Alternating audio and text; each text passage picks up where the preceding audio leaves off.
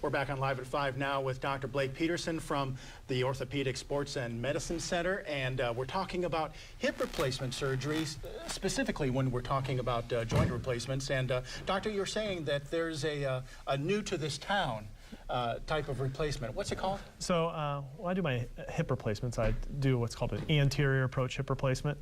All that means is it's a different way of getting to the hip joint. So there's many different approaches to the hip, and oftentimes going from an anterior approach or incision on the front of the hip, you can have a quicker recovery. So it's less traumatic to the muscles. It's an easier surgery to get over, and it allows you to get up on your feet and get back to life more quickly. Now, in the past, somebody has had to go out of town to get this kind of surgery. So prior to me coming back to town, the only place you could really go to get an anterior hip was, there's a few places in Kansas City, but now that we're back here and bringing this back home, there's a option to stay here at home and have that done and recover here locally. Yeah. Okay. So that means quite a bit for a patient who's about to get hip surgery.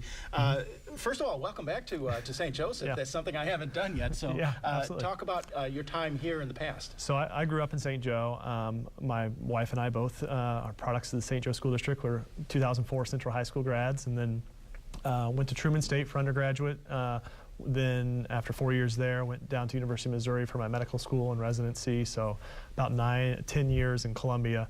And then this past year I did a fellowship out in Alexandria, Virginia, just south of Washington, D.C., where I specialize in now hip and knee replacement, and as well as the revision of those and other minimally invasive techniques in hip and knee replacement. Okay, let's get just a little bit technical. You brought some props here. Talk about what the difference is between then and now. Absolutely. So I think some of the biggest differences, I brought just a hip and knee replacement model just to kind of show people, because a lot of people ask what do the parts look like, how is this done, but a lot of the things that we look at and care about now are the whole process that the patient goes through, from the type of anesthesia they get, to the type of pain medications they get, to the education they have, and the physical therapy they get.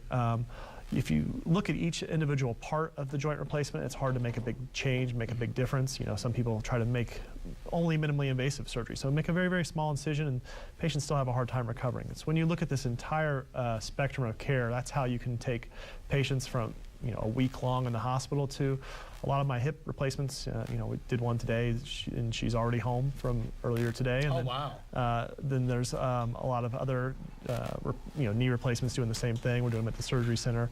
The recovery can be quite a bit shorter and a lot more tolerable. It's not this. It's still a big operation. I always stress that, but it's not this.